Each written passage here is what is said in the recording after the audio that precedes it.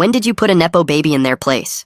I was sitting in the courthouse bathroom stall when I heard two lawyers walk in laughing about how easy it was to get the mayor's son off with community service for killing my brother while driving drunk. One joked that money really could buy anything, including a judge's sympathy. I stayed silent until they left, then stumbled out feeling hollow. The mayor's son, Sawyer, had mowed down my little brother at a crosswalk 6 months earlier. He fled the scene, leaving my brother to die alone on the asphalt. Security footage showed his car speeding, but somehow the evidence kept getting muddled during the trial. His high-powered lawyers painted him as a troubled youth who made one mistake. After the joke of a sentencing, I watched Mayor Dorsey give a press conference about second chances and redemption. He stood there talking about how his family suffered too, while behind him Sawyer smirked, wearing designer sunglasses indoors. Nobody wanted to hear that this wasn't Sawyer's first offense. I'd done research and found sealed records of previous incidents. A DUI that disappeared, an assault charge that got dropped, property damage that his father paid off quietly. But every time I tried to bring it up, people said I was bitter and needed to move on. 3 months after the trial, I was working at my crappy retail job when a manila envelope appeared under my car windshield. No return address or note, just a USB drive wrapped in bubble wrap. I plugged it into my laptop, and the drive contained dozens of photos and documents about a 3-year-old girl named Jade, birth certificate listing Sawyer Dorsey as the father, alongside hospital records, bank statements showing monthly payments from an offshore account, and photos of Sawyer with a young woman and baby. I dug deeper and found the mother's story. She'd been a college student when Sawyer got her pregnant. His family paid her to disappear and stay quiet. The monthly payments came with strict conditions, including never contacting Sawyer or going public. She'd moved 3 states away and was raising Jade alone. This was bigger than just a drunk driving cover-up. This was proof of a pattern showing how the Dorsey family handled problems by throwing money at them. I finally had leverage but needed to be smart about using it. Going to the media would put Jade and her mother at risk. I spent weeks verifying everything, even driving out of state to observe them from afar. Jade had Sawyer's distinctive green eyes and sharp chin. Watching her play at a park while her mother looked exhausted broke my heart. The anonymous source kept feeding me information through random drops. Security footage of Sawyer visiting the child exactly once when she was born. Legal documents showing the non-disclosure agreements. Even recordings of phone calls where lawyers discussed keeping the situation contained. Someone close to the family wanted this exposed, but couldn't do it themselves. I decided to confront Sawyer directly first. I waited outside his favorite bar until he stumbled out at 2 a.m., heading for his car again. I stepped in front of him, holding printed photos of Jade. His drunk confidence evaporated as he recognized what I had. He tried to grab the papers, but I'd made copies. Sawyer called his father right there in the parking lot, babbling about the photos. I could hear Mayor Dorsey's voice getting louder through the phone, demanding to know who else knew. Sawyer kept looking at me with genuine fear in his eyes. He knew I had something that money couldn't make disappear. The next day, Mayor Dorsey himself showed up at my apartment with 2 lawyers. They tried every tactic from bribes to threats to emotional manipulation. They offered me millions to hand over the files and sign my own NDA. When I refused, they shifted to talking about how publicizing this would hurt Jade and her mother more than anyone else. I told them I wanted justice for my brother, not money. The mayor's face went cold, and he said justice was a luxury people like me couldn't afford. He promised to destroy my life if I went public. His lawyers already had a strategy to discredit me as a grieving brother making up conspiracies. They left me with 1 week to reconsider. That night, I sat staring at Jade's photos, wondering what my brother would want me to do. The weight of that choice was crushing me. 6 days later, I was meeting with a journalist when my phone buzzed with an emergency alert.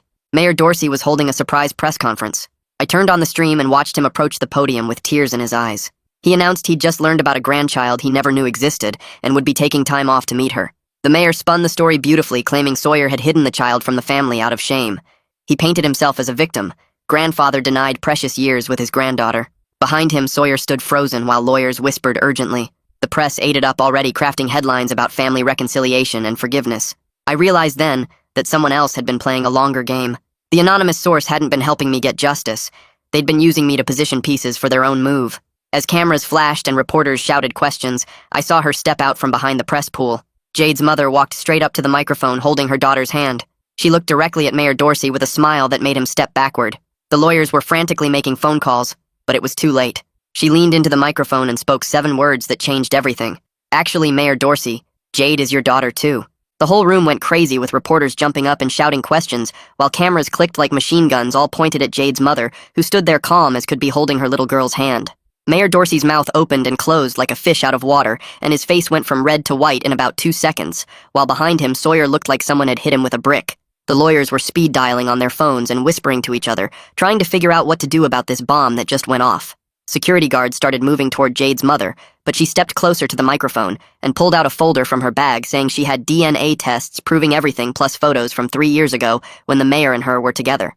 The mayor's press secretary tried cutting the live feed, but reporters were already streaming on their phones to thousands of viewers, and nothing could stop it now. I stood there frozen, realizing the anonymous source had planned this whole thing, using me to set up the perfect moment for maximum damage. Jade's mother kept talking about dates and places, while the mayor's team scrambled around like ants after you kick their hill. Lorelei Thorne grabbed my arm hard and pulled me toward a side door as the crowd pushed forward trying to get closer to the action. She leaned close, saying we needed to get somewhere safe fast and figure out what to do next, because this was bigger than either of us expected. Her eyes showed she knew we'd both been played, but there was still a huge story here if we could stay ahead of it. My phone buzzed with an encrypted message, and when I opened it, there were screenshots of City Hall calendars showing monthly meetings labeled Legacy Review, which had to be about the hush money payments. The timestamps showed someone high up in the mayor's office had been feeding me information all along, and I forwarded everything to Lorelei as we ducked into a coffee shop 2 blocks away. We sat in the back corner and she started making notes while I tried to process what just happened. Within an hour, a courier walked right up to our table and handed me an envelope with a cease and desist letter from the mayor's lawyers, threatening to sue me for defamation if I shared any more information. My hands shook reading it because they'd tracked us here already, which meant they had people watching me. The letter listed all kinds of legal threats about destroying my life if I didn't hand over everything and stay quiet. Lorelei took photos of the letter and said we needed a lawyer immediately because this was going to get ugly fast. My phone lit up with a text from an unknown number that turned out to be Jade's mother asking to meet because she wanted to control her own story and not be anyone's pawn. She wrote that she knew about my brother and had picked this exact moment to cause maximum damage to the mayor who'd controlled her life for 3 years. I texted back agreeing to meet wherever she felt safe because she deserved to tell her truth however she wanted. The next morning, I woke up on Hudson's couch to see every news channel running the story, but the mayor's team was already spinning it as a misunderstanding that needed investigation. Mayor Dorsey released a statement saying he was taking leave to focus on family matters and look into these troubling allegations, which was code for damage control. The PR machine was working overtime with paid experts on TV, saying we should wait for facts before jumping to conclusions. My phone started ringing non-stop with unknown numbers, and when I checked social media, someone had posted my address and workplace with messages calling me a liar trying to destroy a good family. The threats ranged from legal action to physical violence, and people were sharing my photo saying I was a bitter conspiracy theorist. I packed a bag fast, and Hudson said I could stay as long as I needed while we figured out next steps. Lorelei called saying she'd found a media lawyer willing to help us pro bono because she believed in holding powerful people accountable. We met the lawyer at her office where she laid out exactly what we could and couldn't say without getting sued into oblivion. She had sharp eyes and gray hair and explained that truth was our only defense, but we needed rock-solid proof for everything we claimed. The lawyer went through each piece of evidence, marking what was usable and what would get us in trouble.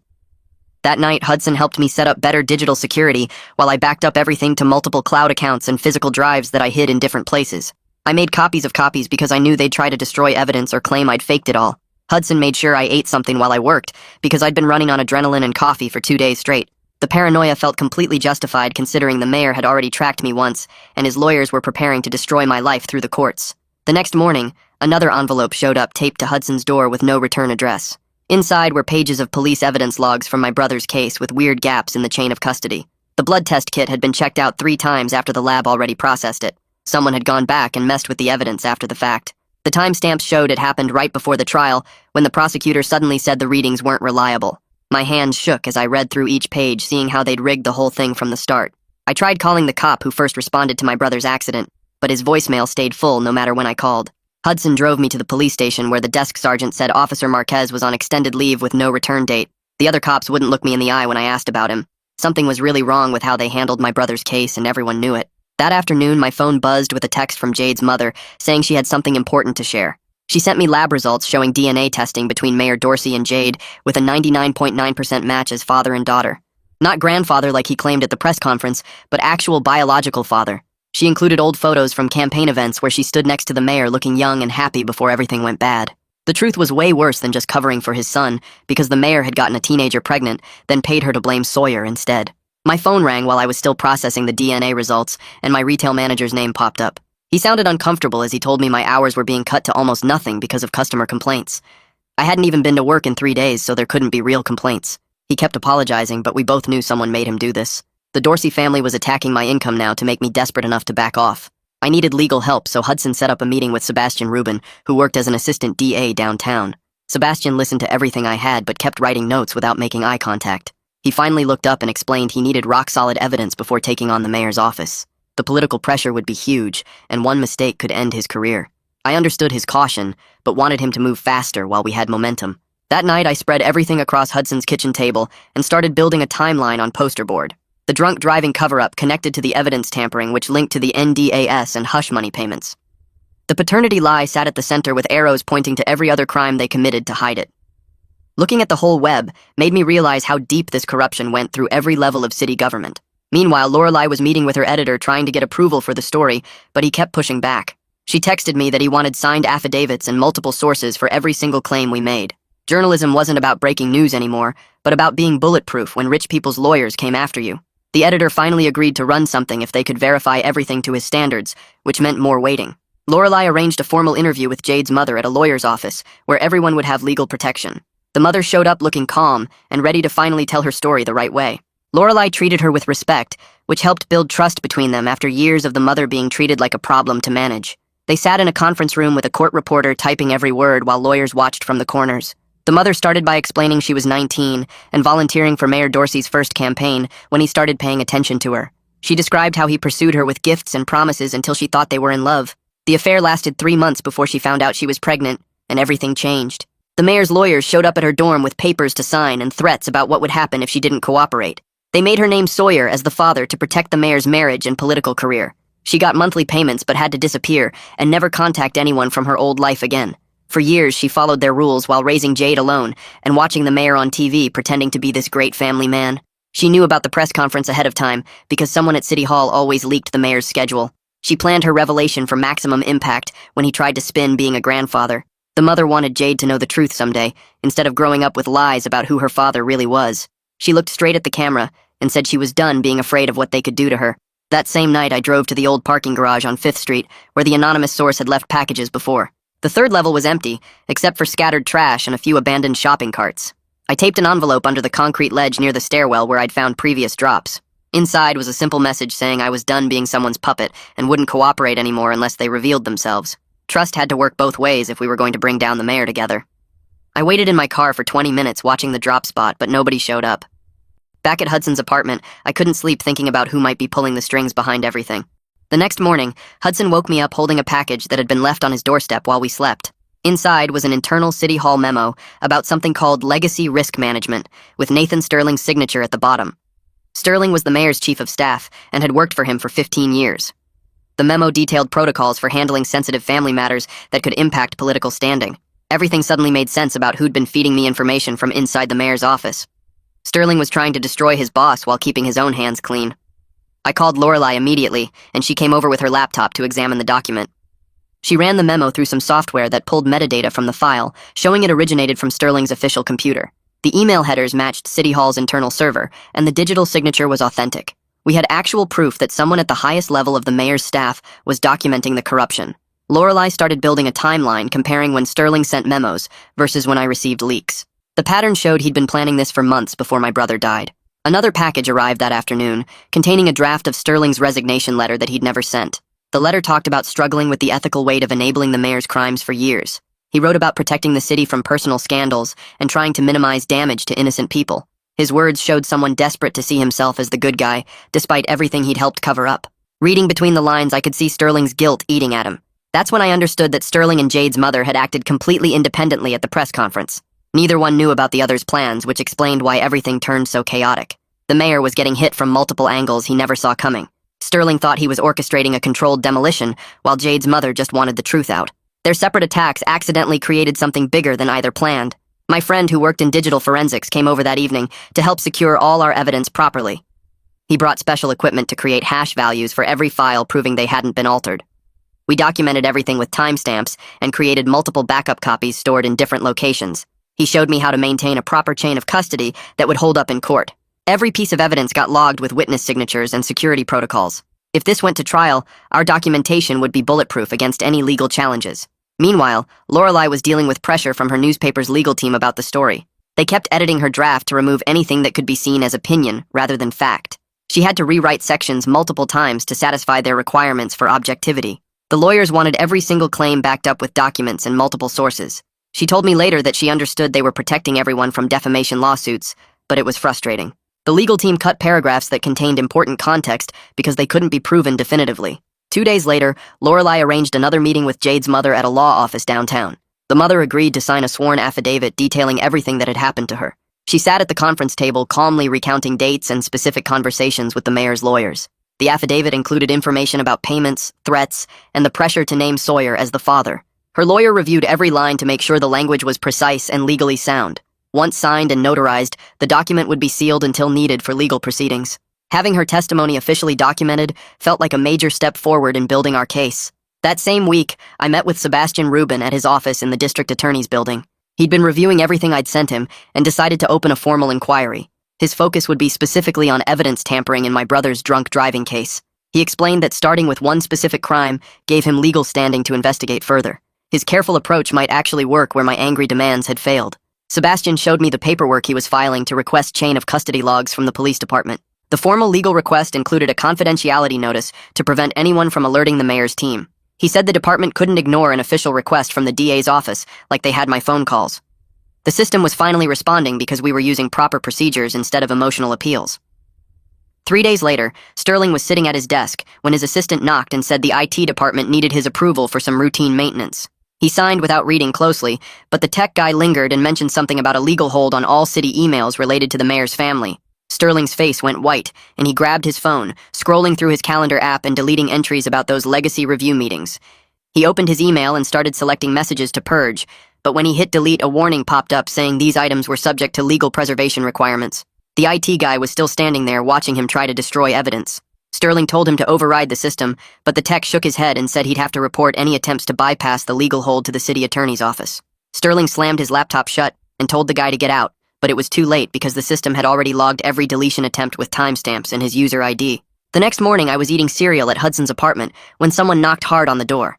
Hudson looked through the peephole and saw 2 guys in suits holding clipboards. They were process servers with a thick envelope addressed to me containing a pre-litigation demand letter from the mayor's legal team. The document ordered me to preserve all materials, communications, emails, texts, social media posts, physical documents, recordings, and any other evidence related to the Dorsey family. It warned that destroying anything could result in criminal charges for obstruction of justice. Hudson read over my shoulder and laughed, saying I was becoming quite the legal expert with all these official documents piling up. The letter gave me 72 hours to confirm in writing that I'd comply with the preservation order. I spent that afternoon going through everything I had and making a detailed list of every threat I'd received since this started.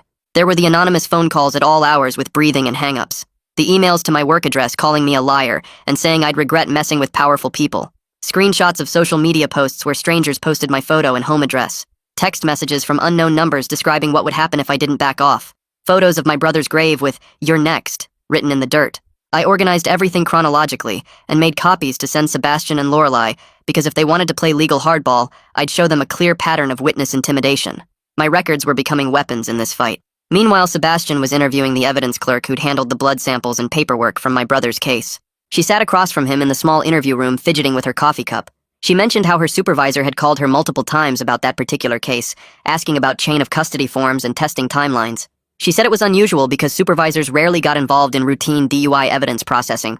Sebastian asked if she'd noticed anything else strange, and she hesitated before saying the evidence had been marked for expedited processing, even though there was no rush order in the file. She wanted to say more, but kept glancing at the door nervously. Sebastian told her about whistleblower protections and possible immunity if she cooperated fully. She said she needed to think about it and talk to a lawyer first, but the cracks in their wall were starting to show. That same week, Child Protective Services assigned Ariana Santos to evaluate Jade's living situation, given all the media attention around her parentage. Ariana had 20 years of experience and a reputation for being thorough but fair. She called Jade's mother directly to schedule the assessment, explaining it was routine when children were involved in high-profile cases. Her focus was purely on Jade's well-being, not the political drama swirling around the family. She didn't care about mayors or cover-ups, just whether a 3-year-old was safe and properly cared for. Ariana scheduled the home visit for the following Tuesday and told Jade's mother she could have her lawyer present if it made her more comfortable. She explained she'd need to see where Jade slept, check the food situation, observe mother-child interactions, and review medical records showing Jade was up to date on checkups and vaccinations.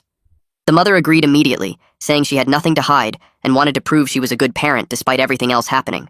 She sounded relieved that someone official was finally focusing on what mattered most. During this time, Lorelei was digging into the actual language of those NDAs the Dorsey family had been using to silence people. She had a friend who taught contract law review the documents off the record. He pointed out several clauses that courts typically ruled unenforceable, especially when they involved concealing potential criminal activity. The payments to Jade's mother came with restrictions about discussing anything related to the Dorsey family, but legally you couldn't enforce a contract that required someone to hide evidence of crimes. Lorelai carefully explained to Jade's mother that she might already be free to speak without facing financial penalties. The lawyer confirmed that any lawsuit trying to enforce those NDAs would likely fail in court. Hope started building that we could actually win through proper legal channels instead of just trading accusations in the media. We arranged to meet at a neutral location, a conference room at Lorelai's lawyer's office, to coordinate our approach going forward.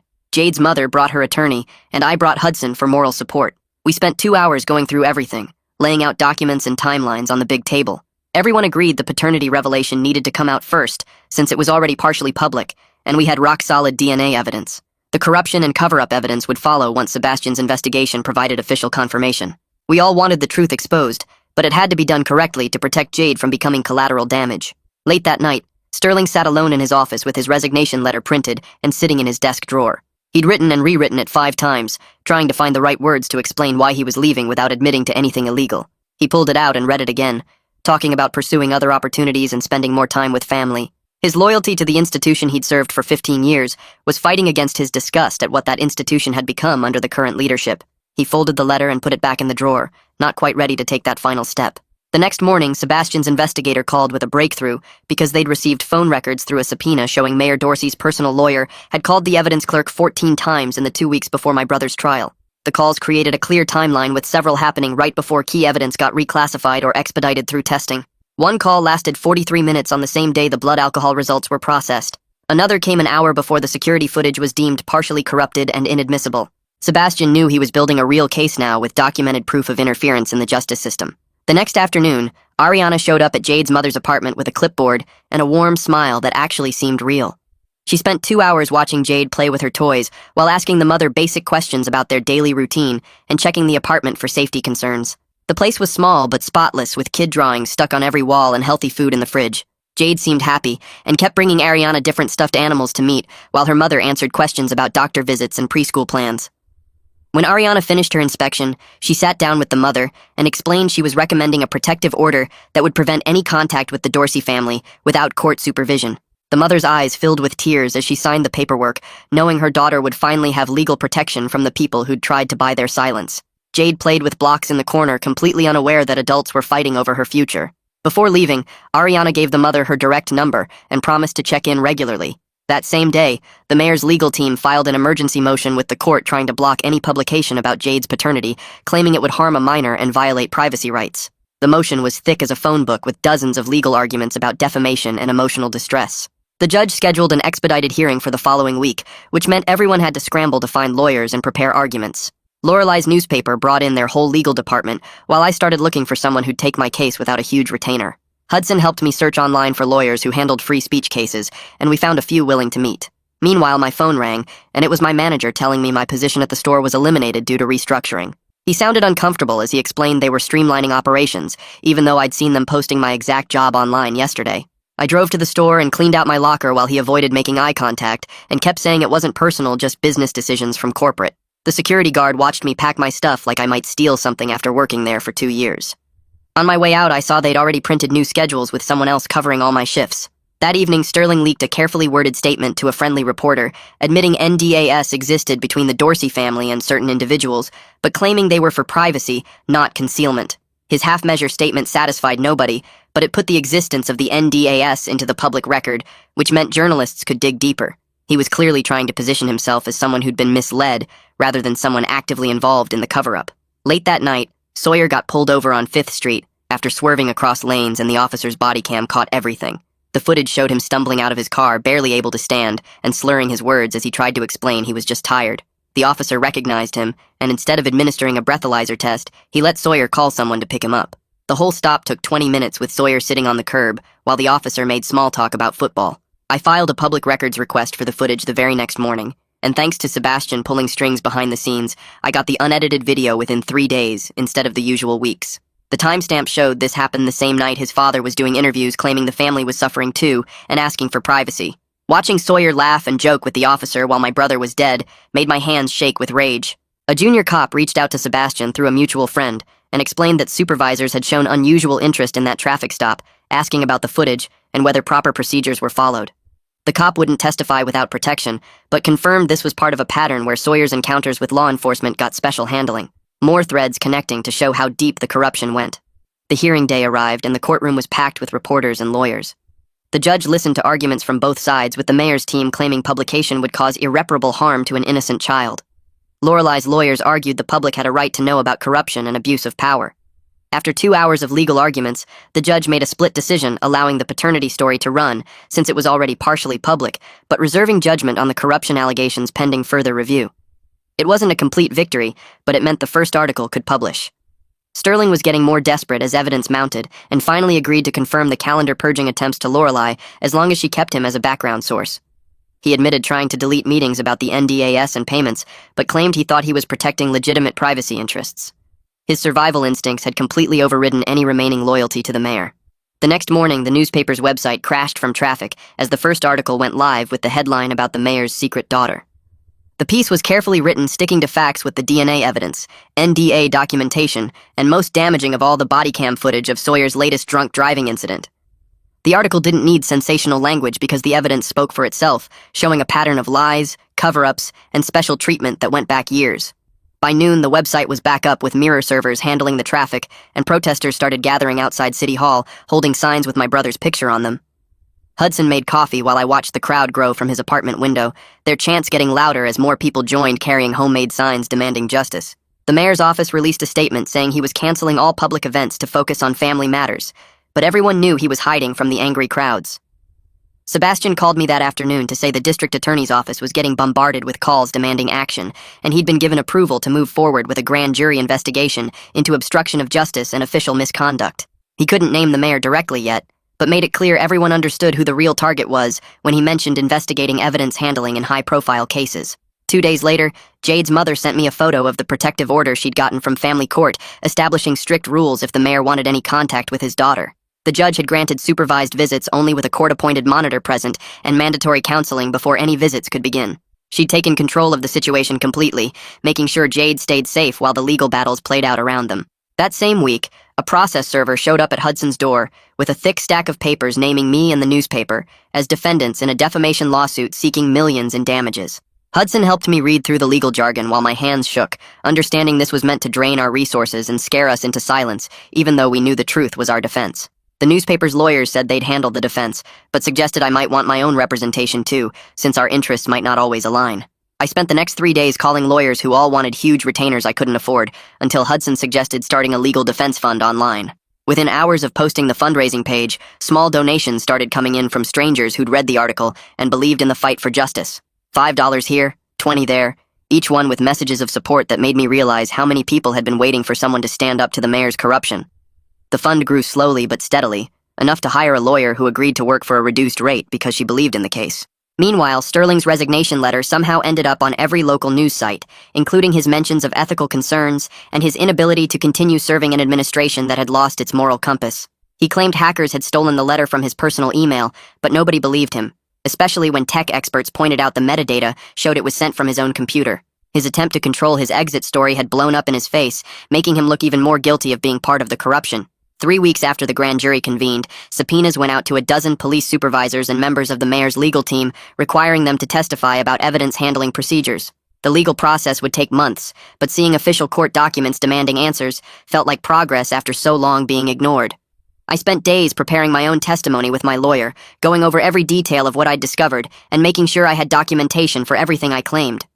During this time, Sawyer missed 3 mandatory alcohol counseling sessions that were part of his probation, telling his probation officer he was too stressed to attend. The judge didn't care about his excuses and ordered him to serve 30 days in county jail for violating the terms of his community service sentence. Watching him get handcuffed in court while his father's lawyers stood there powerless to help felt strange, not satisfying but just sad at the waste of it all. My new lawyer said our best chance at getting the full truth about my brother's death was filing a civil wrongful death suit that would force discovery of all the evidence from the original case. The paperwork took weeks to prepare, listing every person and agency we wanted documents from, every piece of evidence we knew existed but hadn't seen. Filing those papers at the courthouse felt like finally giving my brother the investigation he deserved, using the legal system properly instead of letting it be corrupted. The newspaper kept digging too, and published a follow-up story featuring anonymous testimony from the evidence clerk who'd handled materials in my brother's case. She described supervisors showing unusual interest in the chain of custody, asking her to expedite certain tests while delaying others, creating gaps that the defense lawyers later exploited. Her testimony matched perfectly with the timeline I'd built, showing how evidence got muddled at crucial moments during the trial. More people started coming forward with their own stories of the mayor's interference in legal matters, each one adding another piece to the pattern of corruption. A retired detective reached out saying he'd been pressured to drop an investigation into one of Sawyer's earlier incidents. A former city attorney admitted being told to settle cases quietly when they involved certain families. The dam was breaking as people felt safe enough to speak up, knowing they weren't alone anymore. The protests outside City Hall continued growing, with vigils every evening at the crosswalk where my brother died, people leaving flowers and signs demanding real justice, not the fake version money could buy. 2 weeks after the protests started getting bigger, Mayor Dorsey called another press conference, but this time he looked older and tired standing at that same podium. He read from prepared notes saying he wouldn't run for re-election next year, so he could focus on family matters and personal reflection about recent events. The reporters kept pushing for more details, but he just repeated the same vague statements about needing time to heal and reconnect with what really mattered in life. Behind him, his lawyers stood ready to jump in if he said anything that could hurt him legally, but he stuck to the script perfectly. The whole thing lasted maybe 10 minutes before he walked off without taking questions, while cameras clicked and people shouted after him. That same afternoon, Ariana called me to say she'd finished putting together a safety plan for Jade and her mother that included regular check-ins and connections to local support services. She'd found them stable childcare through a non-profit program and set up counseling appointments for both of them to help process everything that had happened. The paperwork showed Jade would have access to therapy when she got older to understand her complicated family situation in a healthy way. Ariana made sure everything focused on what was best for the kid instead of the drama around her parents. 3 days later, Sebastian met me at a coffee shop near the courthouse to explain what would happen next with the grand jury investigation. He said they'd keep working through all the evidence for probably another 4 or 5 months before making any charging decisions about the corruption stuff. The legal system moved slow, but at least it was moving now with real investigators looking at real evidence instead of just covering things up. He couldn't promise anything specific, but said the grand jury was taking it seriously and following every lead they got. The next morning, I drove out to the crosswalk where my brother died to record my statement for the civil case deposition. My lawyer set up a camera while I stood there talking about finding him that night and everything that happened after with the botched investigation and cover-ups. Saying his name out loud for the legal record felt like keeping a promise I'd made at his funeral about getting him justice somehow. The grief was still there heavy in my chest, but now it had direction and purpose instead of just eating me up inside. A week later, I met Jade's mother at a park while her daughter played on the swings like any normal kid would. We sat on a bench watching her run around and talked about practical stuff like the safety plan and upcoming court dates without pretending we were friends or anything. She thanked me for respecting her choices and not trying to control her story or use her for my own revenge plans. We were connected by all this trauma, but trying to build something better from it for both our families. That weekend, I rented a small room at the community center and put up flyers for a support group for families dealing with drunk driving deaths and corruption in the legal system. Only 5 people showed up to that first meeting, but we sat in a circle and shared our stories, and it felt like a start of something real. My brother's death would mean more than just our family's grief if we could help other people going through the same thing. 6 months passed, and I was working at a nonprofit that helped crime victims navigate the legal system while my lawsuit kept moving through discovery and depositions. Life had found a new rhythm, even with all the ongoing legal battles and court dates and lawyer meetings. Hudson had introduced me to someone from his gym, and we'd been dating for a couple months, which felt weird, but good to have something normal happening. The lawsuit discovery process kept turning up more evidence about how the original investigation got sabotaged, and my lawyer said we had a strong case. Then one morning my lawyer called to say the mayor's team wanted to settle the civil suit without admitting guilt, but for enough money to fund our advocacy work for years. The settlement papers showed Sawyer would serve weekends in county jail for 6 months and complete a real treatment program this time with actual consequences if he screwed up. It wasn't perfect justice, but it was something real that would help other families and make sure my brother's death changed things instead of just being another tragedy people forgot about.